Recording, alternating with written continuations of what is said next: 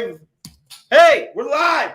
Welcome, everybody. Welcome to this. Well, I guess I was going to say this week's masterclass, but we had one yesterday. We're doing it again. We're doubling down. We're tripling down this week. This is going to be great. We're going to be covering targeting with creative and then taking all of your questions from folks that are here on Clubhouse, as well as those of you on Facebook inside the group that are watching live, on LinkedIn that are watching live, and on YouTube. Please feel free to comment below. And if you're on Clubhouse, please feel free to raise your hand. We will answer every single question that comes in the order that it was done. And with that being said, once again, hello, my name is Charlie. Today we're going to be covering targeting with creative. Okay, so targeting with creative, honestly, is one of, if not the most important thing that I see so many people misunderstanding and getting wrong. Now, what we're really getting to here more than anything is that we don't, in the world of Facebook, we don't want to be using audiences.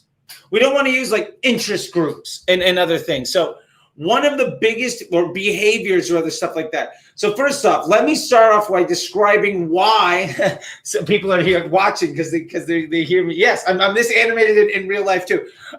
So to get down to why we want to target with creative versus interest groups or other things. First off, interest groups are trash. Now let me break that down for a second. Interest groups exist on the Facebook platform because they're a holdover from when Facebook was originally designed to try to copy what Google was doing. And Google had these affinity audiences. You could also buy a lot of these interest groups and affinity audiences from third-party vendors like credit card companies and big data companies, companies who have been scrambling to find some relevance in the new world. But in order for Facebook to offer and make it easier for people to buy ads on Facebook, they introduced interest targeting and behavior targeting. And this was a really big deal back in the day because it was really effective until the implementation of the Facebook Pixel. Now, I would spend $1 million a day, and I work for big ass companies like Nissan and Levi's and God knows what, Activision, all sorts of fun things. I worked for all of them, and we would spend $1 million a day before the Facebook Pixel existed. So once the Facebook Pixel existed and was brought forth, and we had things like conversion campaigns were now a thing that you could actually do because they weren't always. Facebook was originally like engagement and link clicks.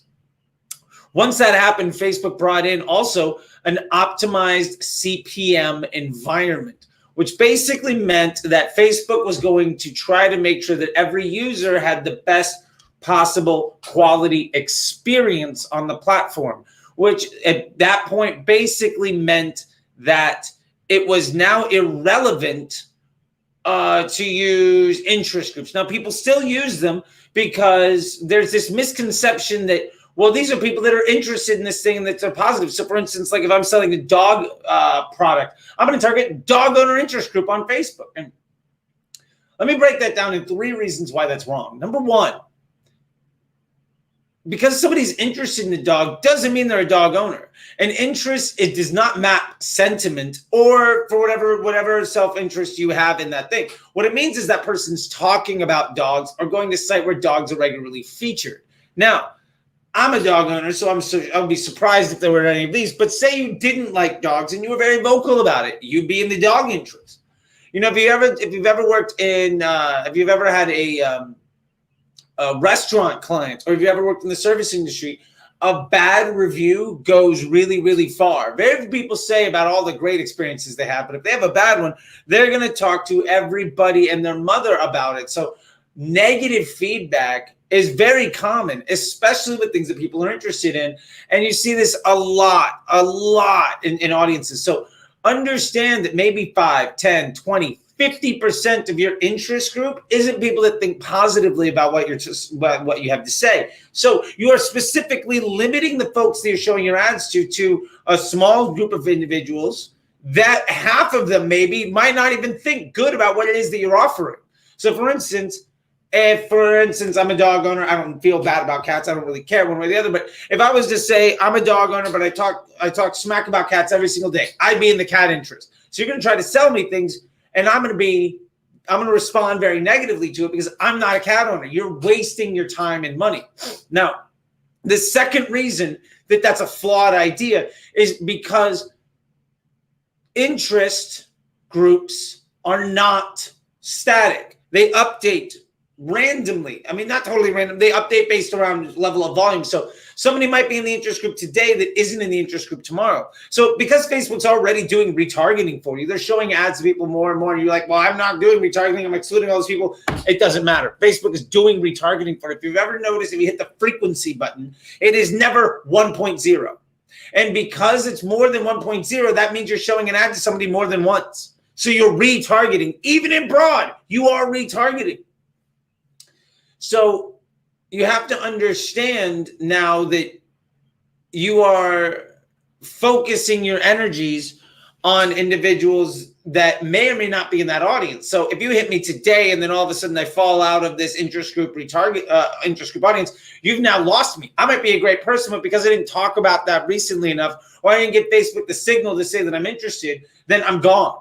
Last thing, and I understand, like, I know I'm talking really, really fast on all this stuff, but that's why we have YouTube videos, and you can absolutely go back and rewind and watch them again, because this will last forever.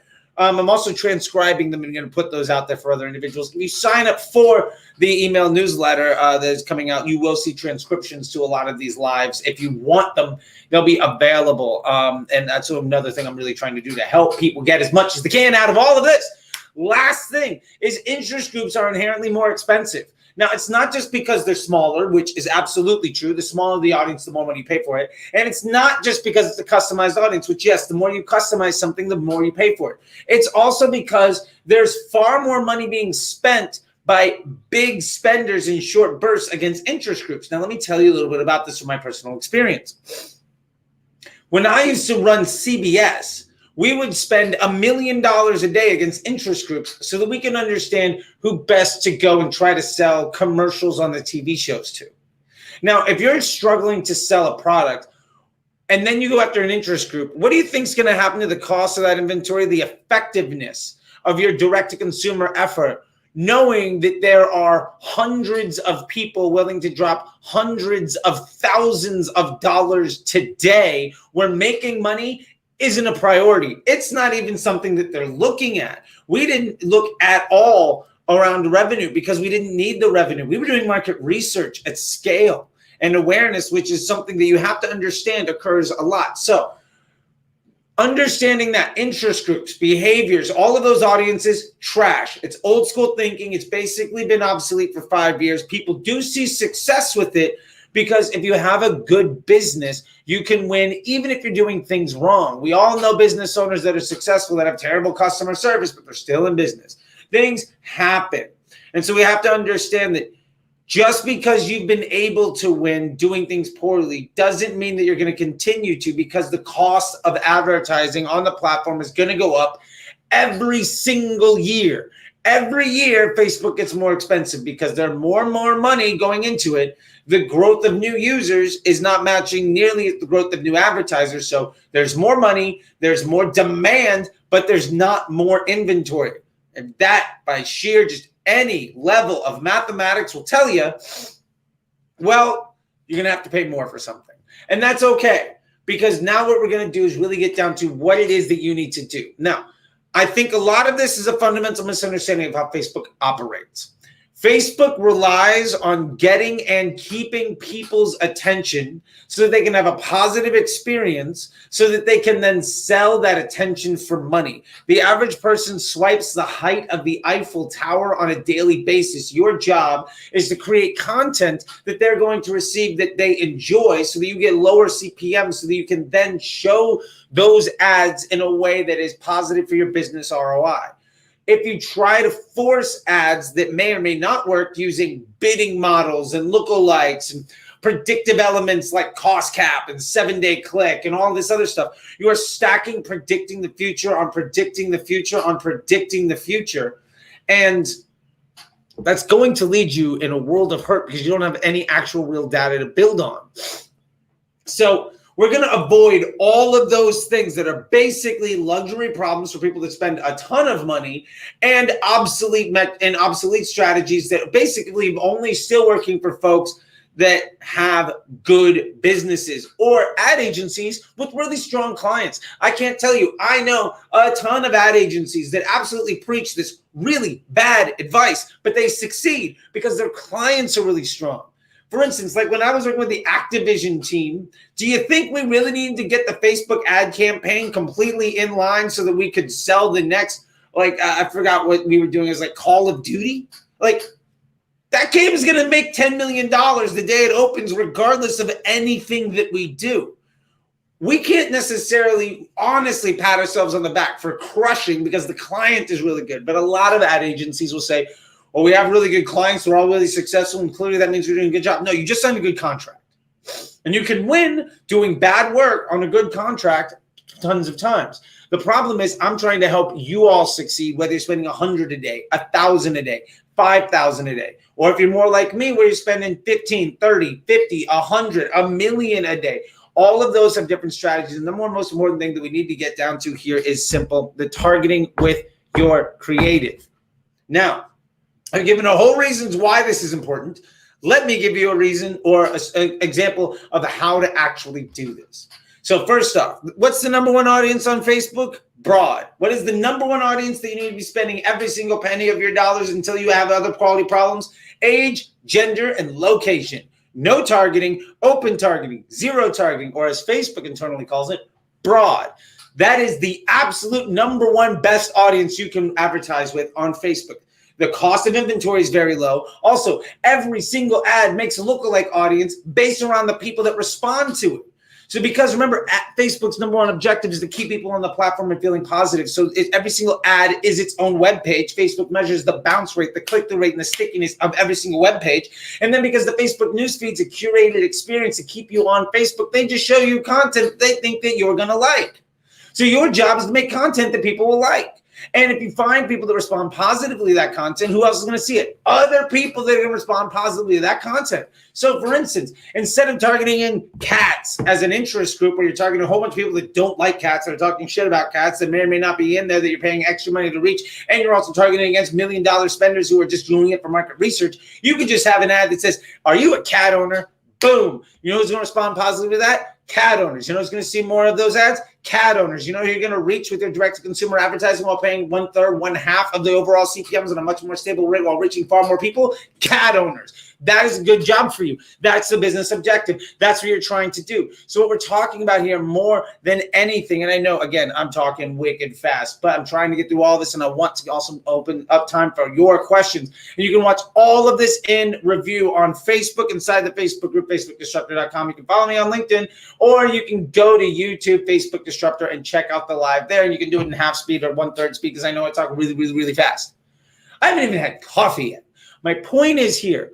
Build ads that target your customer. And what I mean by that more than anything is, what does your target customer, what would they want to see? What do they want to hear? What problems are you trying to solve? And if you don't know how to build that ad, my number one suggestion to you would get on the phone with customers. Get on the phone with them. Go to customer service. Do market research calls. Ask them about their pain points. Understand why they're working with you. Or if they're not a customer yet, I've literally gotten on the phone with people and said, why are you not working with me? What about what I'm doing is not good enough? And they'll give you an answer and be like, look, I want to get better. Please tell me why out of everybody in this room are you not working with me? I've gone to clubhouse rooms. I've gone to conferences and everything where I'll literally just ask the biggest people in the room, like, why aren't you working with me? Because where I'm coming from, because I'm a business owner and we should all have a little bit of craziness to us, I'm in the room saying, like, nobody in this room is better than me at what I do. Why aren't you working with me? And from there, you will get ridiculously honest feedback from people. And based on that, you understand what to write in your ads. You understand what to put in your sales pitch. You understand what your target ideal customer avatar. If you want to know more about customer avatars, there's a brand new video going up on YouTube later today. You can check that out. I'm not trying to sell. It's just really good timing. And you can understand what their pain points are and how to talk to them. If your ads speak to and address the needs of your ideal clients, then your ideal clients are going to see those ads because Facebook is going to try to show content to people that can respond positively to it. There's no difference between what you pay on a Facebook ad versus the reach of an Instagram reel. They're the same thing. Any platform that is built around a curated experience operates around the same algorithm that basically everybody robbed from Facebook. It's called an optimized CPM environment. It's an algorithm to show you content they think that you're going to like. Now, the inverse side of this is if you have ads that might work against some groups, and then you start using cost cap bidding or big lookalikes, a bunch of different interest groups, what you are doing is you're saying, I've got an ad that works to one person. I'm going to force this ad on a whole bunch of other people that it's not going to work on. And what's going to be the net effect of that? You're going to say, well, my ad stopped working after 3 or 4 or 5 days. Facebook doesn't work. Costs are really going up. Things are really unstable. Yes, because you didn't design a conversation and a sales pitch specifically for that customer that walked in the store. So you run a car dealership and a mom walks in with 3 kids and says she has a minivan, but you sold a Ferrari yesterday. You're like, look, lady, you need to buy this Ferrari, and I'm going to do everything I possibly can to annoy the shit out of you until you buy it. And when your business fails, it's not because of the business. It's not because of the Facebook not working for you. It's because you didn't bother to put your customer first. If you put your customer first and you design your content and your messaging to meet the needs of your ideal customers, you're going to have a ton of ideal customers coming to you. That's how this works. You target with your creative. That's the biggest hack in Facebook. Run a good business, give a shit about your customer, make ads that appeal to the people that you want to sell to. Awesome. Now, with that being said, I'd like to give everybody some homework. If you want to do this homework, you can DM me and I'll gladly accept it. You can also raise your hand in Clubhouse. I see questions coming in on YouTube and from Facebook. Great to see you guys. No questions from LinkedIn, but that'll happen soon enough. And so your homework today, if you do this homework, you can get 50% off the Patreon or the Slack or 20% off any of the ebooks from FacebookDisruptor.com. And by the way, I highly recommend, in case you guys missed it earlier, I just started a brand new email newsletter that you can get at FacebookDisruptor.com. You can sign up for $1 today. And it's like $13 a month after that if you don't cancel after 30 days. And it's going to be amazing because I know I talk a mile a minute. But you can just read things there and watch other videos. There's going to be a lot of really good content. I've got content creators in there. There's going to be a lot of really good stuff. Reach out to me if you want to get a part of that. Your homework to receive that 50% off the Slack or the Patreon or to get 20% off your ebook is simple. I would like for you to tell me either A, yes, I'm targeting with creative at broad, and then tell me how it's working for you. Or B, say, I'm not targeting with creative at broad, and here's the first step I'm going to take. That's it. That's your homework. I just want you to see more success and less stress. I'm not going to make you jump through hoops, and it's fucking free. So you let me know where you're at and what success looks like, and if you're on the path or you're not. And if you're there, let me know that you're on that way, and I'm going to try to help you out. And you can find me you can DM me on Instagram. You can DM me on Twitter. You can comment in the YouTube section. Reach out to me. You can join the Facebook group. I am not shy. You can find me anywhere. With that being said, I got one question here on Facebook, and then we're going to Clubhouse. All right. By the way, if you're on the Clubhouse, you can just follow me there. It's SCT the Disruptor. Please feel free to ask questions, raise your hands. And Leo, I see you.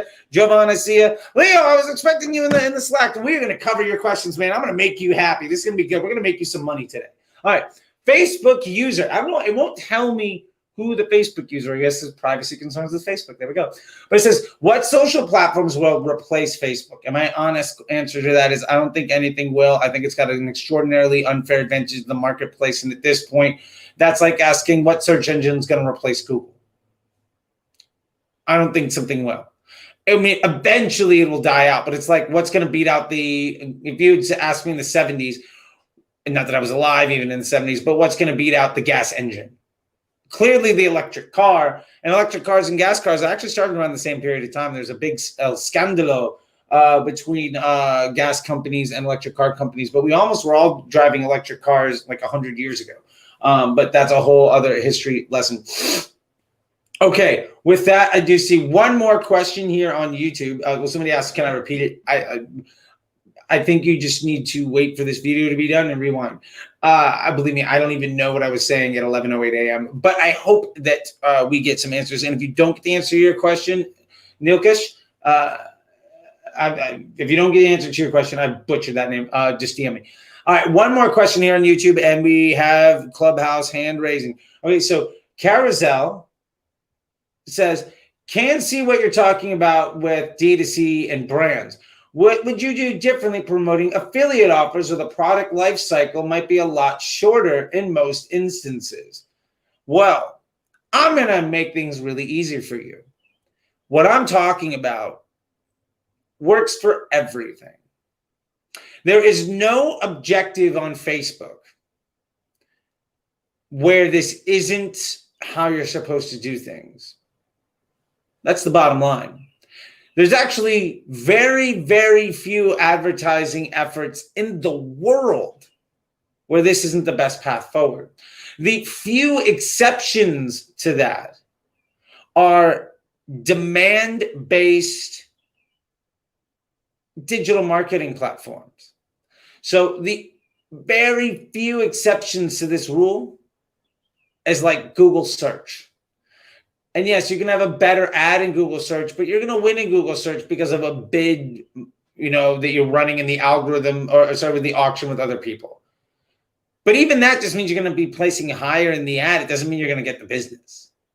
So what we're talking about here is actually universally applicable. And I've repeated this success at 9 figures in spend for direct-to-consumer businesses, e-commerce businesses, SaaS businesses, lead gen businesses, subscription businesses, affiliate businesses, CBD, home insurance, clothing, alcohol sales. I mean, a million different things. Because I've been in business for almost 10 years. So this is absolutely what you're supposed to be doing. And I worked with Facebook directly to define what we call the Power 5. And this is a core element of that Power 5. The Facebook Disruptor Group was fundamental in the development of that. And that's where all this stuff comes from. The top 100 Facebook advertisers in the country working together to basically tell the engineers at Facebook, this is the best way to use the tool that you've created. For what it's worth, a lot of that group is or has been students of mine. So I'll let that say whatever it needs to say. With that being said, we got questions in Clubhouse. I'm going to raise up the volume on my phone. Hey, look, I see some friends in here. Okay, so first off, hey, Leo. Leo's first on the list. Let's see it. Leo from Australia. I recognize that face. How is life in the future down under? I need to know if the rest of the day is going to go well, because yesterday was long. Yeah, it's actually perfect. Everything goes well. Everything goes to plan. So, yeah, the future. All right. I love talking to people in the future. It's Tuesday there already. Yeah, it's 4 a.m., 4:30. Let's do it. Let's do it. So how can I help you, Leo? Okay, sweet. So first off, loving the dog case study coming up again and again. I've actually got that client that I want to talk about. So it's a two-part question. First off, I've made a conversion campaign, the sort of like one campaign to rule them all thing. Love it. I've put it in a dynamic creative, and the spend is like $100 a day. But what I've noticed is one of the ads has spent like $97. Sure. How can Facebook be so sure that that's the one ad that's working when only spending a couple of cents on the others? Great question.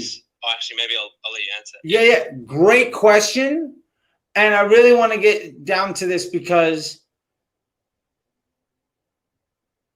the premise of the question is based around a misunderstanding, and one that I had to learn as well.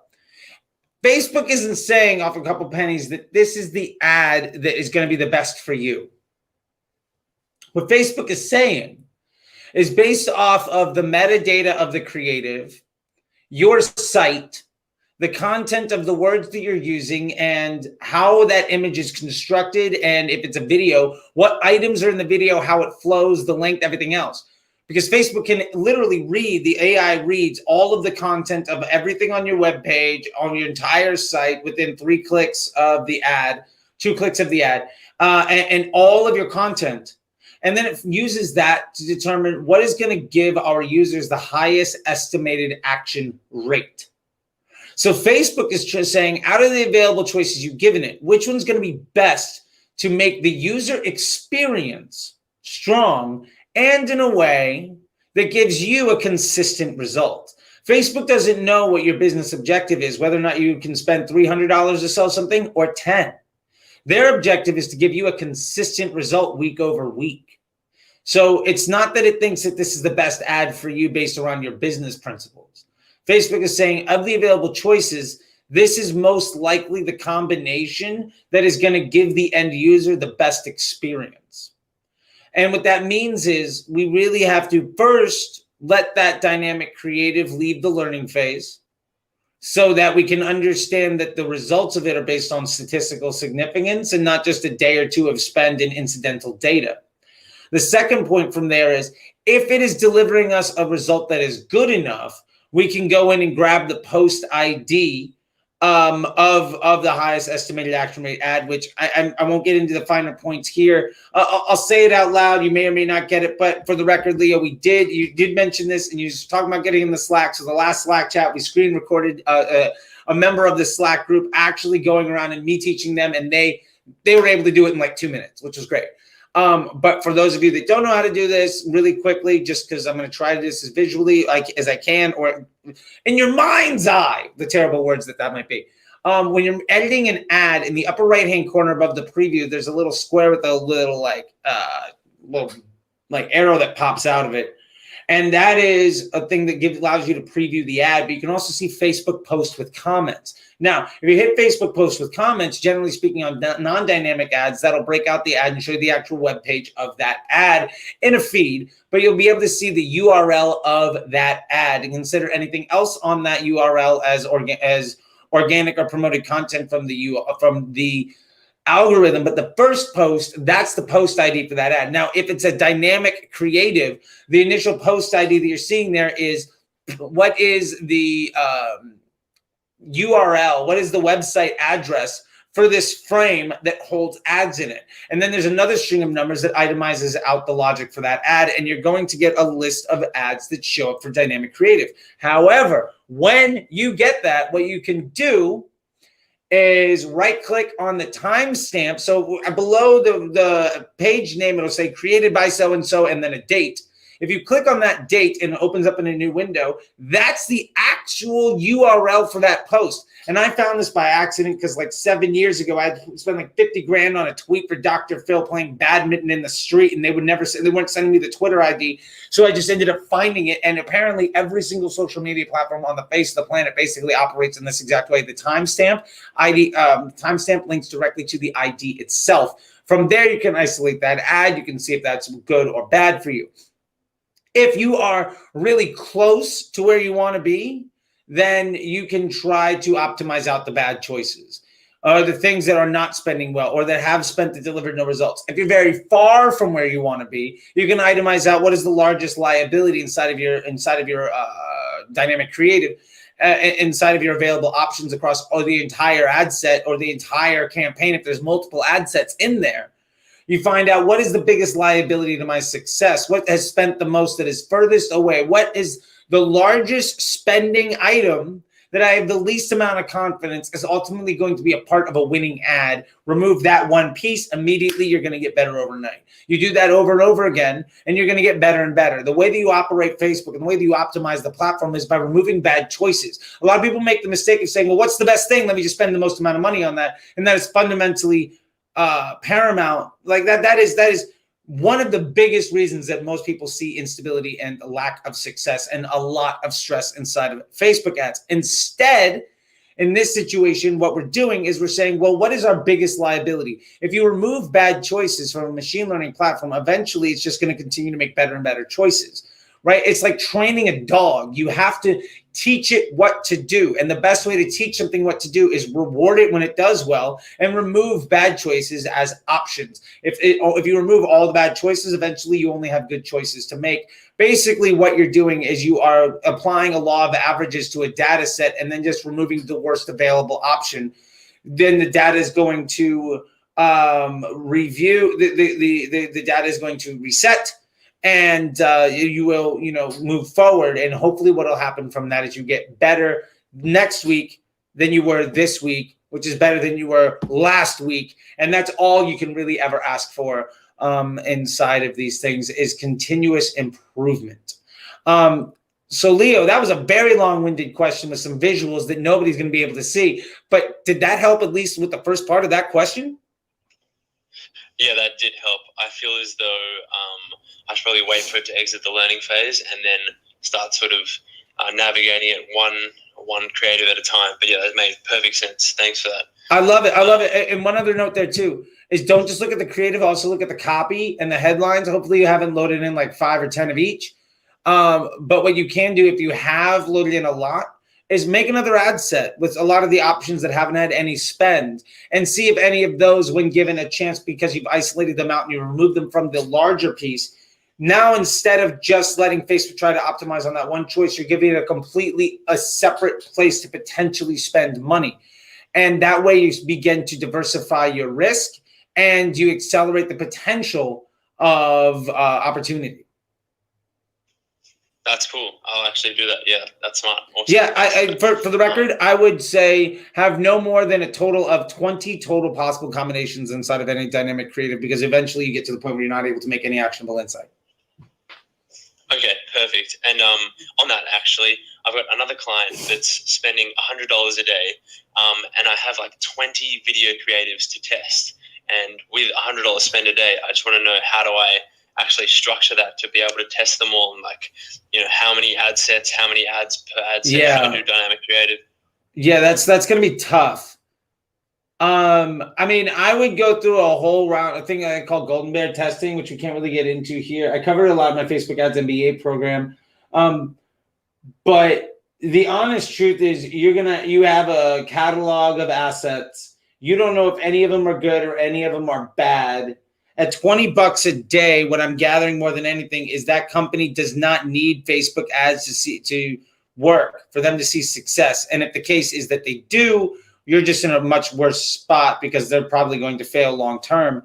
That being said, I would try no more than 2 or 3 total available options. Break out those 20 by concept. Take that one campaign to rule them all from the ebook, One Campaign to Rule Them All. For those of you that don't know what we're talking about, that's an ebook you can find on FacebookDisruptor.com or on the Patreon. That is fundamental to success on Facebook and is taught to thousands of advertisers around the world every year. Break those 20 creatives up into concepts and then run those concepts as your different ad sets, and you might not be able to spend on all of them at once. I think that's the best bit of advice I could give you there. Sick. Yeah, sounds good. Awesome. Thanks, man. I appreciate it. And I'll see you in the Slack tomorrow. All right. I'm excited. We're going to see you in the Slack. That's exciting. That's exciting. Okay, cool, man. All right. Thanks a lot. You're welcome, man. Go get some sleep, man. Go get some sleep. I know it's 4 o'clock in the morning there. Hey, look, I appreciate your stick-to-itiveness. I'm going to bring somebody else up, Leo. Get some sleep, my man. Good. We'll talk tomorrow. Thanks. We'll do. See you, John. All right. See you, buddy. All right, we're going to move him down. We got another person here on Clubhouse, and I do see you over there, Oliver and Carousel, with your questions. We're just answering them in the order in which they come. Hey, this is somebody that's watching on YouTube that's also in Clubhouse. And please introduce yourself, because I butchered the shit out of your name personally already, so I'm really excited to try to maybe get a little bit less ignorant. Hey Charlie, how are you? I'm good. I'm good. Yeah, so I have a few questions regarding to like solar industry. I'm like currently serving my Facebook ad services to solar industry, professionals. Sure. As a lead generation. So I was just asking if we start a brand new campaign for a new client, like what will be the strategy you will use, like which type of campaigns you will in starting you will run, like it's an awareness campaigns, or it will be directly a lead generation campaigns or a conversion campaigns with how many ad sets or how many ad creatives. Like my client's budget is literally from $35 to $50 per day. Yeah, at $35 or $50 per day, I don't think you can run conversion campaigns. You are effectively at that point trying to, with that level of investment, you need to find something that costs you less than $3, $4 a day to get done. So whether that's a link click, whether that's a lead, whatever it is, you need to get to the point where whatever you are running your Facebook ads to accomplish gets done for less than $3 a day or less than $4 a day. That way you can at least get one single ad set out of the learning phase, so you can establish a control, and then you can get more and more efficient. So I would try to find I would ask them, what is the most valuable action that you can drive at that efficiency? And from there, go forth and spend. The more complicated the ad account, the more events you're going to need.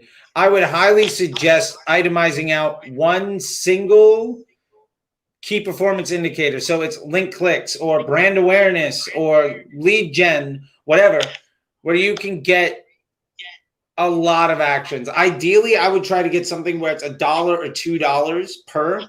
And that way you can do some creative testing. You can have 2 or 3 ad sets with 2 or 3 options, and you can really dive down deep into that. Or you can run dynamic creative with the one campaign to rule them all strategy and really get down into it. But in order to make that work, you're going to need at least 5 or 10 events a day. And I would love for you to have 15 or 20. So I don't think that you have the budget right now to run anything more effective than getting them phone numbers to call or getting people to click to the website. So currently I'm like testing a one campaign with 2 ad sets and 4 ad creatives. And those are like video ad creatives, and like I'm using lead generation, but using landing pages. So like I'm getting cost around $7 to $8 per lead. Like it's because of I'm running ads in a state where it's a competitive market. So and it's a qualified lead. Like I'm literally asking 4 to 5 questions to qualify those leads, and I'm getting those leads in $7 per website conversion. So I'm asking like about like those 2 ads are like, one is broad one, and second one is like like targeting retail targeting audience. So what will you will say about audience? Like I have to use broad one, or like I'm getting results in good results in broad one. Yeah, I would. You will say like yeah, I would use broad and really focus in on getting that cost from $7 down to $5. That's your number one objective, I think, right now in your case, given everything that you've said. With your ads, optimize it to a point where you are going to be able to reduce the cost of getting that lead from $7 to $5. Lower cost in lead gen is not necessarily a good thing, but it sounds to me like you are getting high quality leads and you're doing that after the click. So reduce the cost of getting the people there. And I think that's going to be your best bet. Like, but those leads which I'm getting are not consistent. Like, sometimes it's in $7, sometimes in $17. Like, it's not consistent. Yeah, that's. I think you need to go. I think you need to go to something that's cheaper. Whatever that looks like. Now, maybe you do a lead as a website or a web page, and then you drive traffic to it. The problem is at the spend level that you're at, you're not going to be able to drive enough consistent results to leave the learning phase if your cost is $5 or $7. But like I have tested more than 4 campaigns, and in 2 campaigns I have not got even a result. Like in one campaign I spent it around $44, and another one is $38, and there is no result, not a single lead. Yeah. I think you need to get down to something that costs $1 or $2, maybe $3, and probably start with link clicks or something like that. The problem is your client doesn't have the budget to do the work that you think is most valuable for them. Your job at this point is to figure out a way of getting them to give you more budget. And the number one way of doing that is just giving them more opportunities so that they're like, hey, look, you're driving us enough business. We need to give you more budget. That's your biggest constraint right now. And there's a lot of ways about it, but I would move away. I would really move to a lower cost effort, something where you can drive 5, 10, 20, 50 a day, even at the $35 daily budget, just because you're never going to be able to get out of this at that with the current funnel model that you have. What will be the ideal budget according to you? At least 7 to 10 times your average cost on a daily basis. Like I'm getting one lead in $7, so it will be like around 70 to. If you're getting an average of $70, I would say somewhere between $50 and $75 would be a good space to start. Because you need to be able to drive that volume of events for the machine learning to have enough data points to understand how to optimize. I think the big issue I'm facing in audience or the audience targeting. Like I'm targeting broad audience, and the campaign is targeting to a detailed targeting of using detailed targeting option. So like in broad audience, I'm getting results, but like sometimes I think broad audience is the issue. Yeah, I mean, that might be the case. Honestly, I think the biggest issue I have, and then I got to hop to the next person because we're stacking up here, is I really think you need to work on the creative testing. And I think you need to find an optimization event that is more that you can get for a lower cost. From there, you can build up. But I think your biggest issue is your client is not giving you enough money to succeed at the ask that they're trying to do, because you're not able to utilize the machine in a way that it's designed to. And if that is the best that they can do, my suggestion would be to not necessarily utilize Facebook on those media dollars. Like there's cheaper options, like Google search and things like that, and try to build them up. But you're not going to win with that low amount of volume. That's just the brutal truth. I got to move on. Thank you very much. DM me with more of this stuff. I'd love to help you out with this, because it sounds like you got a bit of an issue here. So find me on LinkedIn, or find me on Facebook, Twitter, Instagram. Something. I DM'd you on Twitter. Got it. Awesome. That's right. We are DMing. Sorry, I'm in the mid. So give me more details there, and I'll try to walk this through for you. Yeah. Thanks, man. No problem. Thank you. All right, let's see here. We've got a question over on the live feed. This is coming from Oliver. Oliver says, hold on. You can remove content dynamic campaigns without having it having to be re-reviewed? It depends, Oliver. But yes, sometimes it will go into review. Sometimes it won't. Sometimes it will. But generally speaking, that is more of a bit of housekeeping. Like they just say, yes, we need to review it. But if you're not adding new things, then you're generally totally fine. The issue is when you're adding additional elements that you see the largest bit of an issue. And if it does go into review, who cares? We're making decisions that we don't need a result from today, and where the win and loss of that decision making will last for weeks and or months. So if it goes into review for 2 or 3 hours, it doesn't matter. And to that point, there's also no right time to launch a Facebook campaign or any of that stuff. None of that matters. There's another question here, 2 more, and then we'll come back to Clubhouse. So Carousel says, what services and or tools would you recommend for creating ad creatives? I think the best, my man Wiz of Ecom has a really good thing called Social Studio. You can find him on Twitter. Tell him I sent you. He also has a great thing called Utopia. That's great.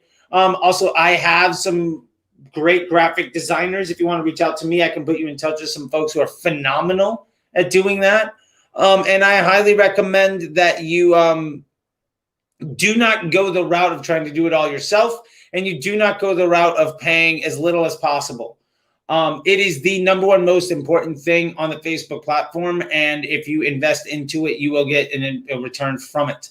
And if you try to shortchange it or get as cheap as possible, you're going to get really bad results. That's just generally the way things work. Leo says, one last thing if you have time, when do you not use a dynamic creative? Leo, I basically almost never not use dynamic creative to evaluate my ads and my options that I get from my estimated action rate testing, from my branded estimated action rate testing. I will escalate post IDs from dynamic creative to see if I can ultimately prove out the best available choices from that. And those are the ones that ultimately I drive into my control campaigns. All of Facebook comes down to a control element and a test. Facebook at its core is 5th grade science class scientific method. If you are more complicated than that, you are working harder than you need to and getting worse results than you should be. Hope that helps. Man, we got 3 questions here. Okay, Duchess. How you doing, Duchess? Nice to see you here. How can I help? Hey. Hey. How are you, Charlie? I see you over here spilling out all the secrets. Yeah, I'm just trying to make people happy and get things done in this power hour we got. And then I got to go take a Pilates class because I got to get sexy for the wedding. And my fiance owns the Pilates studio. So she's like, if you're not here by so-and-so time, I'm going to do this without you. And you're going to be fat for that suit. So I'm getting some nice little shaming. We joke about she bakes and cooks and then also teaches people how to get fit for a living. So it's this vicious cycle. And I love her funnel. She basically just fattens you up and then sells you a solution, which is fantastic. Exactly. She knows what she's doing. Yeah. So how can I help you, Duchess? Okay, so I have a question. I figured who better to ask than you. I don't do a ton of Facebook marketing or ad space there. I was taking notes about the dynamic creatives in that right now, but I have a brand new product that I'm going to roll out that has no excitement or engagement built around it yet. Sure. How can I leverage Facebook ads to assist me in that sales funnel? I would, unless the product, first off, I would absolutely use dynamic creative around concepts. I have an ebook called One Campaign to Rule Them All that can teach you this process. There's also another ebook on dynamic creative that is an expansion upon what the Facebook blueprint lessons from my case studies that they publish there to teach you how to do those things. But ultimately, what you need to do more than anything is find out what angles or what pitches work best in the way that you talk and the way that you've designed your creative and your copy and your landing page and your packaging and your messaging to most effectively keep people feeling positive on Facebook while delivering you a business result that is positive. So more than anything, my answer to this is my answer to most people, creative testing by concept.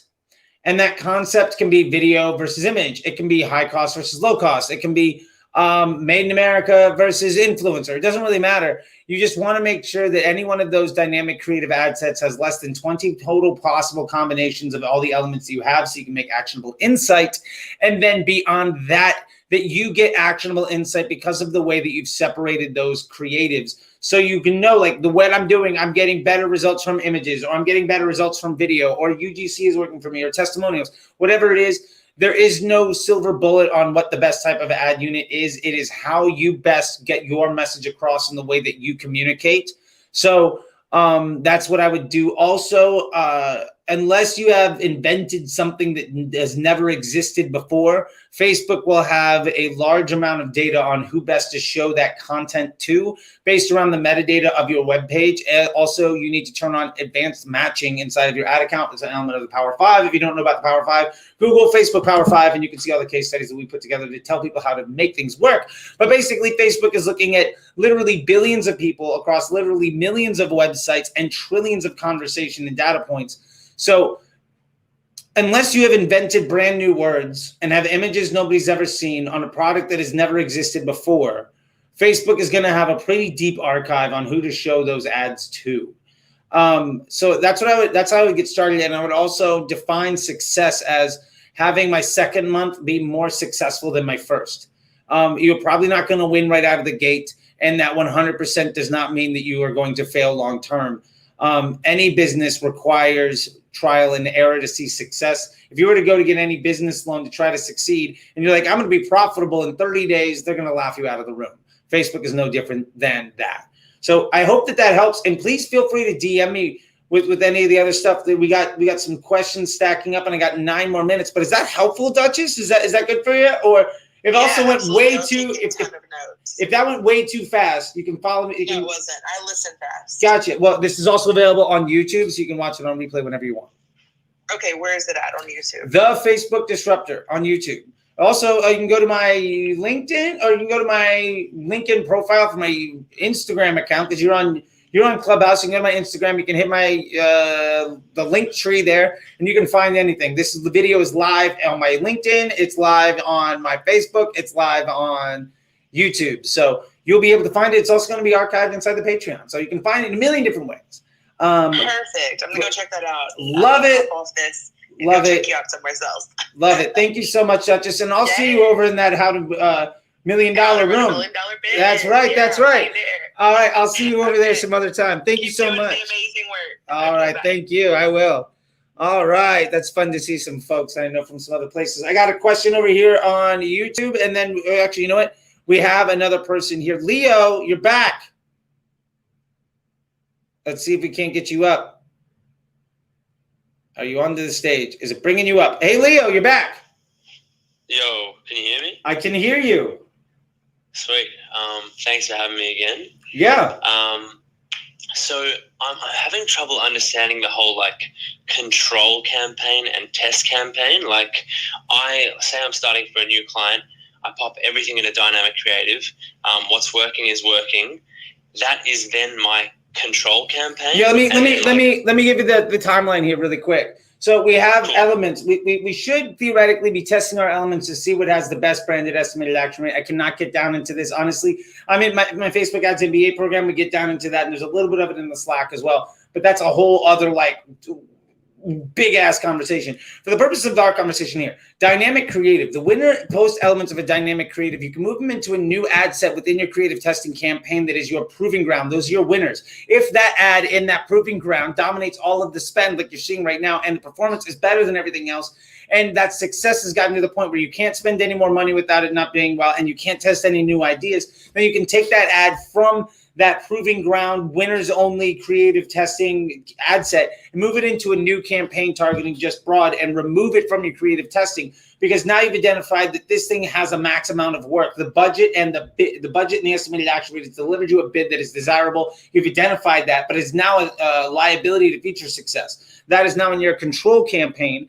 And in your testing campaign, the purpose of that is to run more more dynamic creatives, to deliver more post IDs that ultimately you can then add into your control campaign. And eventually there's going to be so many options in your control campaign that you're going to need to replace bad options with new, better choices. And you can do that with ads. You can do that with audiences. There's a whole process in that. And I'm excited to walk you through all of that inside the Slack. But that's basically what we get down to here. You can get to $1 million a year spend in just that creative testing campaign. When you are above and beyond the point of the return that you're going to get from that, you can take your best elements, you put them in a control, and then the purpose of that creative testing campaign is to just produce new control elements. This is also detailed in the One Step Beyond One Campaign to Rule Them All ebook that is also available on the Patreon if you want to wake up and take a look at that when it's not 5 o'clock in the morning in Australia for you. Or you can listen it now, I don't care. But that's really sort of the idea here, is that you have a testing ground that produces winners, and then of those winners, you only have the best available choices. Awesome. That makes perfect sense. And when you move them from that creative testing to the control campaign, does it restart the learning phase? It doesn't. Because the ad still has the data. It may or may not put that control campaign into the learning phase. It depends on how many ads you have in there. It depends on Facebook's relative confidence level with that post ID. But honestly, it doesn't really matter. Because you have defined what is an asset to your business. You've already tested in dynamic creative. You repeated that success in a new ad set. When you move it over into another campaign where you've already defined winners and losers, it's more than likely about 89% of the time going to succeed there as well. And if you lose a couple of hours, it doesn't really matter long term. Cool. Thanks so much. No problem, Leo. All right, you get some sleep, man. You get some sleep. I'm gonna pull up the next person here so that we can get this. We got 4 more minutes, and I got 2 more questions. So, my man, welcome to the stage. Please introduce yourself and let me know how I can help. Is this gonna work? Come on, Clubhouse. I see you there. I'm hitting the button. I promise. I'm hitting this button. Let's see. What is going on? All right, maybe I need to PTR here and then give it a shot. I don't know. Hey, do you mind lowering your hand and then raising it again, and we'll try that. And while you're doing that, I'm going to ask this question on YouTube and come right back to you. Okay, Javon? All right. So from YouTube, we have a question from Ashken. Says, can you give some tips on drop shipping running Facebook ads for it? Everything that we've said right now 100% applies to drop shipping. And I did a long form video on the YouTube channel. Since you're on YouTube, you can check it out about how to do drop shipping to ultimately build a brand, so you have vertical integration. And from there, you can build a brand and see some big success. But all of this applies to drop shipping. Does not matter what the business model is. I never work on brand awareness ads. It's all whatever business objective we're trying to reach. And pictures and videos doesn't matter. The way that you build the creative is far more important than the format of the creative itself. All right, let's see if this is going to work. Oh, man, Clubhouse, what are you doing to me? All right, let's see if I can do. Oh, there we go. It worked. There we go. It took 8 tries, but we got it. How you doing? How can I help? What's up, man? How you doing? I'm good, man. I'm hyped. Yes, sir. Yes, sir. So listen, man, I got a business, man, a detox business, and I got one good thing that's happening is when I run ads to get messages, I'm getting leads like crazy, right? And sure. You know, those leads convert after a conversation. I'm trying to get it to where I don't have to have that conversation and run conversions, but when I set everything up through my Shopify store, you know, it was a pain setting up to make sure the verified domain was set up, making sure the pixel was set up. Finally went through all the pain to get all that set up. However, I'm seeing the ad. I got 4 different ad sets running. I can see I got different ad sets for each interest, and it's running and it looks great. I can, you know, kill off the ones that's not giving me no interest. But when I get purchases, I can't tell which interests are getting the purchases. And I know I got everything connected right. I just can't see them. I don't know if I'm not spinning enough or something I connected right, but I don't know. So you're saying you're getting conversions, you're not seeing those conversions reflected inside of Facebook? Yes. And then at the same time, I don't know if those conversions are coming from the lead messages where they just go on and click it on the website and they just make a purchase, or if it's coming from the actual conversion ad I'm running. Gotcha. Yeah, if you are getting, so first off, if you have your Facebook pixel set up properly, you should have good tracking. Facebook right now is having an issue. About 55-60% of those conversions are coming through. So you should be seeing some, even if it is not 100% accurate. A shorter term solution to this is to attach UTMs or tracking parameters to every one of your ads that say the ad set or the creative or the campaign that it's coming from. And there are ways, I won't get into it right now, but you can have basically Facebook can autofill those things for you. So you can just copy and paste across all of your ads. And then inside of Google Analytics, you'll be able to see where everything's coming from. That's a short-term solution. The longer-term solution that you should probably get in place is understanding whether or not the Facebook pixels is implemented properly. And if it is, then you should be getting results to feed in. If it's not, then that might be where the issue is. What I would recommend doing, my bit of advice here is twofold. One, I would get Chrome and install the Facebook Pixel Helper, and then walk through your flow and basically do a purchase for yourself and see if everything fires appropriately. And you can see that inside the Facebook Pixel Helper, which is a Chrome extension. And you can also go to the events section of your Facebook ad account, and you can see, like, did this happen? Did this happen? Did this happen? From there, you should be able to get those results to show up inside of the UI.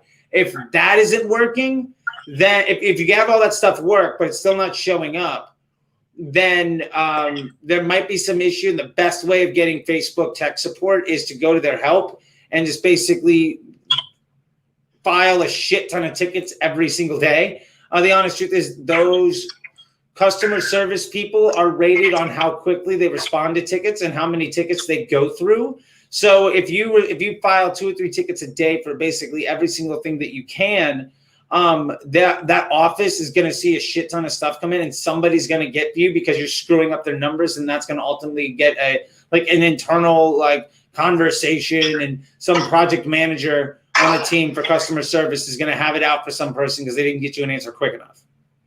Got you, man. Thank you, man, for that, man. It's good help. No You said problem, the man. Facebook Pixel Helper, you said for Yep. for It's a free Chrome extension. And you can check out a YouTube video on how to install it. It's super easy. It's a Chrome extension. And then you can also check out YouTube videos on how to use it. And I highly recommend anybody that ever runs an ad on Facebook to have that installed and to QA the process, because that'll almost always tell you where something's broken. All right, my man. Thank you so much again, man. No problem, man. Thank you so much. I'm going to let you go. Hey, everybody, I'm going to let you all go. It's been an hour. We are at 1 hour and 7 seconds. So we were right at it. Power hour again. I might do this tomorrow. Screw it. We got one more page in the thing. So I will see you all then. Until then, see you all on the internet. Bye.